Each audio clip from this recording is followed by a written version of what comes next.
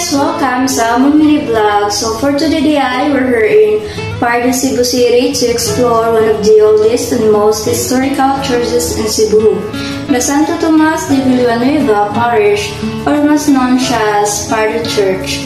So pag-abot pa lang galing ang moderate, tayo kayo ba nga nakikikasan, sulod simbahan. Lord, alaman po sa luwas, diba?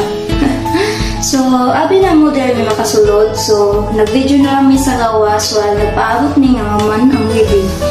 After naka-decide may nga musulod na lang sa simbahan since public place po na siya. And pwede na dyan mo ma-observe basta maghilom lang mo. Sa mga to, nakasulod may o naka-attend dyan may sa kasal nga wala may kaila sa couples. It actually made our visit more unique and memorable. Char! The Santo Tomas de Villanueva Parish was officially established in 1866 during the Spanish colonial period. Over 150 years old na siya, so making it one of the heritage structures in Cebu. Before pa siya na-appeal sa Cebu City, Pardo was once an independent town. The church served as the center of the community life, given sa religious activities, celebrations, hangtod sa may siyang important life events.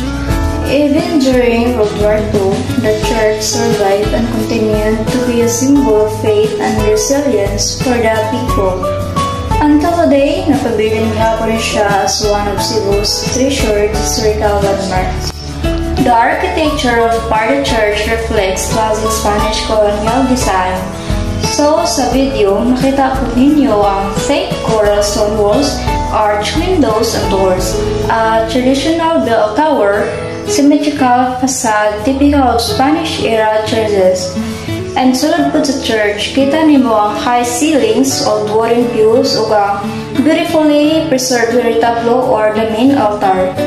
The peaceful ambiance inside reminds you of how many generations have prayed here. So, during our visit, aside from observing the wedding ceremony happening inside, we also explored the surroundings while waiting and taking videos. Niadto pud mi sa dagkutanon where people light candles for prayer intentions. Nanagkot pud mi, like simple gesture ra kay na siya but meaningful, especially where we're in a place full of history and devotion.